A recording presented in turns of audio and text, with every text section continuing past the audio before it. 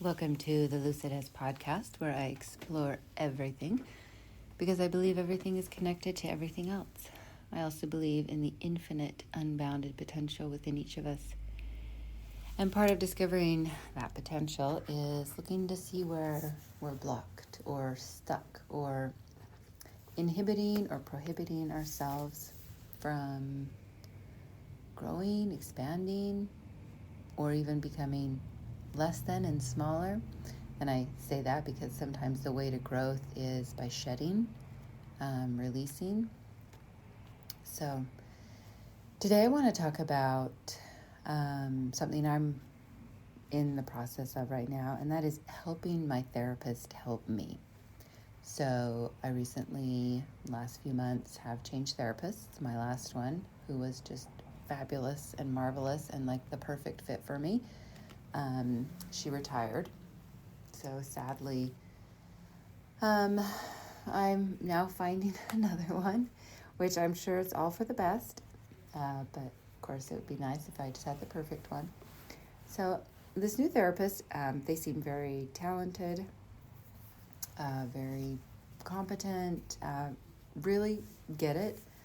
But we have a mismatch in that he can be very, at times, very intellectualizing, and that is my escape. So the way I escape issues is by intellectualizing them and not embodying them. So I noticed after the first few sessions that that's where it was headed, and so I talked to him about it. I wrote in my journaled about it, and then read the journal, and basically in the journaling said, and then we talked about it after. It was very clear.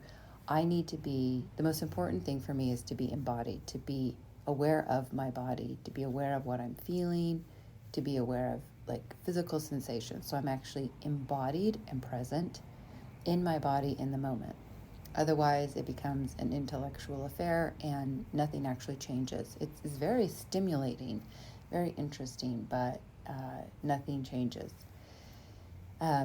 So a few weeks have gone by since that, and a few sessions. And our last session, again, was very intellectualized. And I left feeling, I didn't notice it in the time, I noticed it after I left. And then I was sitting there and I was like, I one time remembered to check in with my body. But other than that, like one moment, the whole hour was spent kind of checked out in the intellectual realm. And I was frustrated because I want him to remind me to do that. That's what I've asked for. And he understood that. It was clear. It was like, okay, I'll do that. And he did do it the next session right after I asked, but it hasn't happened since then. And I didn't really notice until the last session where I was like, man, he didn't remind me and I didn't remind me. Nobody's reminding me to not intellectualize, but actually to stay embodied, to stay present, because that is where my wisdom happens. It's where my healing happens. It's where everything happens for me. So in the in the last week before my next session, which is actually today after work, I have been thinking about what to do. I could state it again, which I probably will do. But I'm also at the same time asking, because it's something that's important, I need, and I would like him to do that. And I think part of the conversation is also, does this therapist want to work with me in this way? Like, they may be like, yeah, I could do that, but it doesn't interest me. I'm not really, or it may be like, I'm actually terrible at that. I'm not a good fit. So I think it's more than just, this is what I need. So this is what I need is the first part of this is what's really what I have found to be very beneficial. Not the only way. He did something called brain spotting a couple of sessions ago, which was very helpful. Never done it, had never heard of it. So it's not that it has to be done a certain way. I'm open to things, but it does need to be a very embodied, non-intellectualized kind of therapy style, whatever it is. So, but I think part of that also is asking the therapist and giving them space to say, yes, I'm actually good at this. I can do this for you. I forgot. I want to do this for you, or this actually doesn't interest me. Totally fine. This type of therapy doesn't interest me, or I'm actually not very good at that. That's not my forte. So yes, I could do it for you, but I might not be the best fit. So taking the conversation even deeper, and I'm also interested in learning to do it for myself as well. Not just asking my therapist to do that, but for me to say to myself, like, okay, we're walking in this room, to have a session. How much can I rely on myself to remain present and embodied and aware? And that's a big ask, right? Because stuff comes up in therapy, and the first thing I want to do is, check out of my body, kind of check out and just go to the head. So it's asking a lot of me, and it seems as though it's asking a good bit of my therapist, because they have not done it just kind of naturally, organically, even when I've asked. So what I'm interested in exploring today in the session is how do two people come together, two strangers, and create a space that works for it's interesting. I mean, I could say for the healing of the client, but having done energy healing, did energy healing for my clients for about a decade. There were times where it was watching them do their healing work was healing for me, like just literally witnessing it. So to say that the therapist is not somehow involved in the process and involved in their own process in your process, it sort of refutes the idea that we're two human beings in the same room, right? So I'm basically asking a person to show up in a way that works for me, but that it also works for them, because they are, just even in the witnessing of it, they are changed. They're, as we all know. And so I'm interested in, how do I help my therapist understand what I need,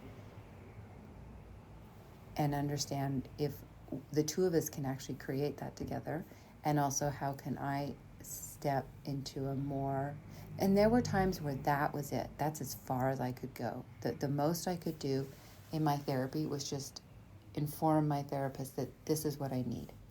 And I was completely incapable of doing anything beyond that. I have more capacity now. So not only can I tell my therapist what I need, which I've done, but which hasn't happened, I can now move into the next step, is let's talk about maybe why it didn't happen, and is this a good fit for you as a therapist?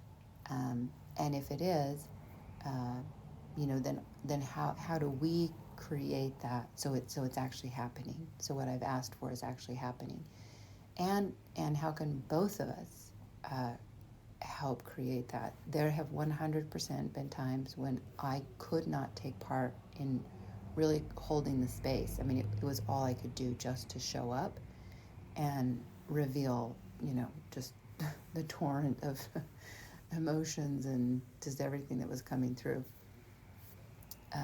More and more, I'm able to hold more of my personal space in therapy, and I want to do that, but I want to do it with someone who can and wants to support me in the way that works. And also, I am open to them bringing in modalities that are resonant with that. Meaning, I don't want a textbook, right? Those don't work for me. I've read too many, and my mind is plenty strong. I don't need to know anymore. There was a time when reading books was very beneficial. That is not the time for me right now. Embodiment is 100%. So what I want to offer today is very, very short, sweet and simple, but I think it can be incredibly profound, and that is discussing with a therapist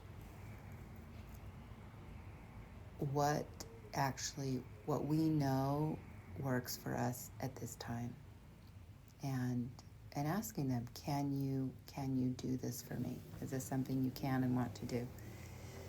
And when I was writing in my journal about this, one of the things I wrote was, listen as if I have eyes all over my body. And that's in caps. Listen as if I have eyes all over my body. Basically meaning listen with my body, not with my ears. Listen to myself, listen to the space, listen to the therapist, both words, but also just the energy of it. He also has a dog. Like, there's plenty of times where the dog is interacting with with whatever's going on. So it's like, listen as if I have eyes all over my body. Well, if I have eyes all over my body, it's more than just sound. I'm listening to more than just sound. So that's basically what I'm saying there. Don't intellectualize. It's the next thing I wrote, all in caps. I wrote all of these in caps. And then the next thing I wrote was a phrase, and I thought it was so beautiful because I've never really thought of myself that way, but it says, stay in the body, the guide, and the guardian. And I have many times felt of my body as a guide, but I've never really thought of it as a guardian. And I realized it is true for me that my body is both guide and guardian, meaning it guides me to where I need to go, but it also guards things from not only being harmed, but it's also a guide. It also guards things that I'm not prepared to deal with. And I feel like that whatever I need to move into next in my therapy, that my body right now is guarding me from it, because the space has not been created where it can allow me access to that and know that it will be done safely. And so as much as I would like to, quote, move forward in my therapy, and I can also tell I feel like my therapist is also wanting to go, like, okay, well, let's do something, so to speak. My body is saying no. It's 100% no. What is needed has not been cultivated and created in such a way that we're going to give you access to that what we're guarding is for your benefit. We're guarding it for your benefit until this has been done. And what is interesting is what I'm asking for my therapist is I believe, like, foundational and fundamental to what we do in our relationships with each other. Relationships are, we create a space between two people. And we create a space that it's different with every two people, right? You don't have the same relationship with any person, the same relationship with any two people. So what I'm practicing, as much as I would like to get into therapy, what I'm actually doing with my therapist not only helps therapy, but helps me outside of that, where I remember the most important thing about the relationship is the space we've created and what it can hold and what it can do. If I haven't created a space with a certain person, I'm not going to bring, certain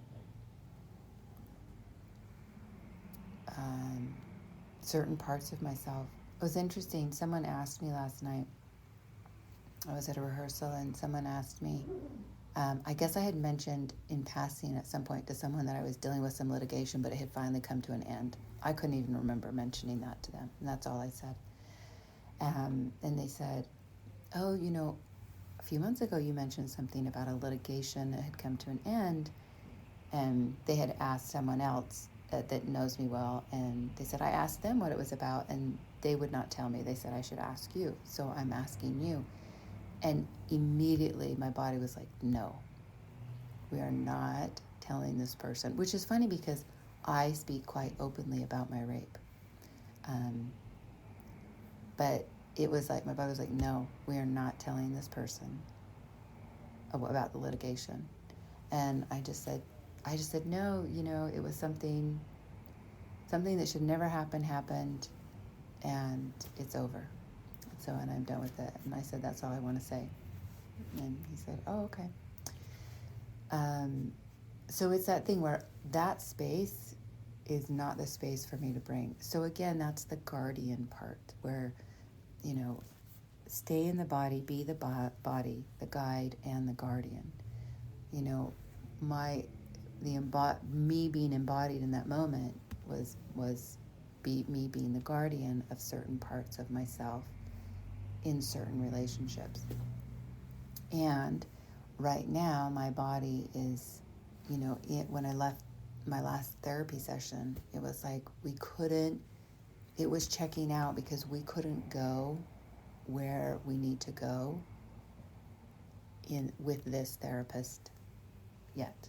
I don't know if, it remains to be seen if we actually do create that, or if I look for someone else that maybe has more of that natural skill set.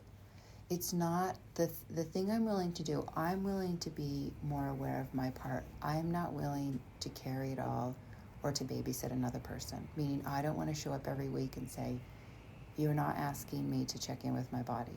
That to me is not, that's not a shared space. Therapy doesn't necessarily need to be shared. Like I said, I've had plenty of times where I couldn't even consider holding part of my own thing. But it's just, and I do think it's a very sticky, tricky situation. Therapy is. I remember that with energy healing, where the first thing I would say to every client is, I cannot and I will not be healing you. Like, you're going to have to do the work. I can just be with you, witness you, sort of touch certain areas of your body, but the work is going to happen with you. So, and I believe that's true with therapy, right? Like, I'm the one that needs to do the work, but I know that therapist needs to be able to hold a certain space for each person to do what they need to do. And it is different for every person. A therapist needs to be very malleable and flexible. So, I'm just thinking. Oh, the last thing that I really came across in my writing, and it comes from a teacher I love, Thomas Hubel, Hubl is his last name. And he does a lot with trauma work, ancestral trauma, just all kinds of stuff. And one of the things he always says is, it didn't begin with you. It doesn't matter what it is. It didn't begin with you. Like, all of us are dealing with traumas that are so old. None of them started with us. And just to remember that as you're working with it. And as you're working with other people. I shouldn't even say working, as you're engaging with anyone. Like, all of us are dealing with traumas that are so old. So old. I have to say, I had to pause for a second because I just saw a hammerhead shark, which I have always loved hammerhead sharks. Ever since I was a little girl, the only thing we didn't really have a TV, but we once in a while we could turn on this little black and white TV with the little rabbit ears, and we could get a nature show on PBS. And oh man, hammerhead sharks, they were just like, even as a little girl. So as I'm talking on my computer, I have the Monterey Bay Aquarium live open sea cam just going on. And all of a sudden this like stingray, a stingray or manta ray went one way, and then a hammerhead shark. I swear it was a hammerhead shark went the other way, and I was like, what? Hammerhead shark? Anyway, so I got sidetracked there. But isn't that lovely? Isn't that lovely to be able to be? Isn't it lovely when you can move with enough fluidity that life can touch you at the most unsuspecting moments. You know, that a quick glimpse of a hammerhead shark can bring you joy. And I do believe that type of fluidity is joy. That you can have a deep, meaningful, or, just grief-stricken moment, and then, oh, but look at how much beauty there is outside the window. And then, back to dealing with the hard parts of life. So anyway, so this is for anyone in therapy or thinking about therapy on either side. And it's also for anyone in relationships. How do we ask for and explain and express to someone else what we need in a relationship? And then listen to, can they, will they, are they able to provide that? Because that's not always going to be the case. And I think it's important to be able to recognize that it won't always work, and that's okay. We aren't all in the same place. I recently had that with a friend. We were, over the last, I would say, year and a half, we've been deepening our friendship. And I didn't realize it till afterwards, but I recently reached out in a way that was just seeking sort of a deeper intimacy. And she kind of put up a boundary, like, oh, you know what, I'm actually, she suddenly got really busy, and very much, I need to be able to do all these other things in my life, and da-da-da-da-da-da. And I was like, I don't really understand what happened or what you're doing. And we even talked about it, and she was like, no, I'm still here, and da-da-da-da-da. And I just was like, I don't know, something changed. And the interesting thing was, when she withdrew a little bit from sort of this bid I made for more intimacy, then I withdrew, and I think we found where our friendship lies, which isn't as intimate as I was hoping it might be, but it's special, and it's sweet, and it's beautiful, and it's where we are. It's where the two of us meet, and that's important to know, right? We both now understand this is kind of our sweet spot.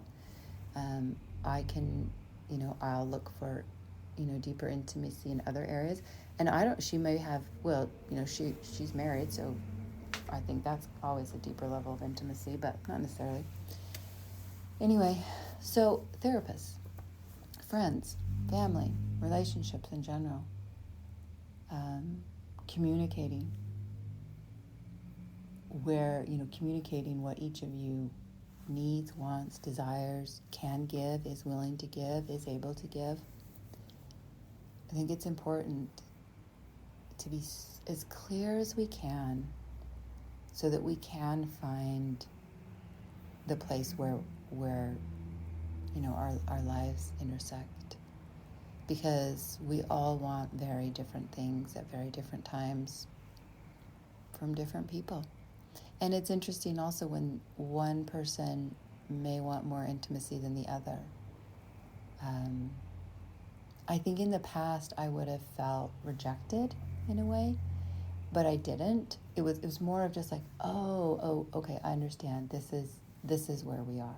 It's like, oh, okay, which in a way freed me up to go, oh, well, I actually want, to find more with someone, and so I'll I love what we have, and I'll seek that, with other people in other relationships who do want that with me at this time. And that's the other thing, is sometimes I've had incredibly deeply intimate relationships with people, and then they fade, and you don't always know why. But they just do. So this is just this is just, there's so much more here than I'm saying. And I'm not saying it. It's because I don't understand it all yet. So this is basically me. I feel like I'm knocking on a door. I feel like I'm knocking on a new door. And it's called relating. It's called deeper relating, where there's a deeper exchange of wants and needs and desires, as well as limitations, boundaries, interest. Is there even any interest? So I feel like I'm just knocking on the door. I don't even feel like I've opened it. Maybe I'm still trying to get the key. Like, which key opens this door? And there's so much to explore here. So this is the beginning. The beginning. And I do believe the beginning, it begins with, understanding myself. This is what works for me in this type of relationship. Have I conveyed that? If I have I listened to see if the other person is in the same place? And if they are, then how can I also support what I need, right? I'm not just saying, this is what I need, you have to give it to me. I'm saying, this is what works for me. This is what I need. Are you interested? Yeah, I'm interested. Okay, well then how can I also support myself in the same ways that I need, right? So this isn't just like, well, you need to do this for me. It's like, okay, this is what I need, you're interested. Okay, how do I also support myself in the ways I need, now that you've also expressed an interest in showing up in the ways you can, in the ways I need. And vice versa, where they get to say, okay, well, this is what I need.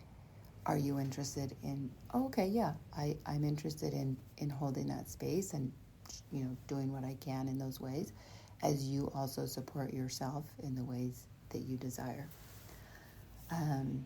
So much exchange. That's the word that comes to me. There's just like this huge exchange of information, and information is not what it's not. It's like a transmission, because information, it's not information. It's like there's this huge transmission happening between two people, not just in their words, but in sound and in energy, and between nervous systems and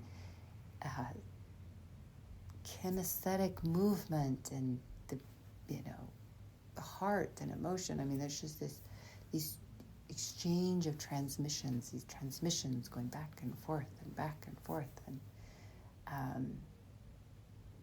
it just feels like an incredibly powerful space that I don't know that many of us inhabit very often. And yet I would guess most of us, given the chance, most of us could probably do it well.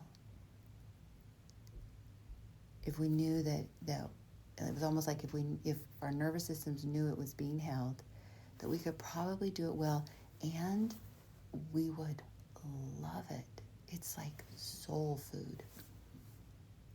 It's like a feast for our soul, these types of exchanges and transmissions.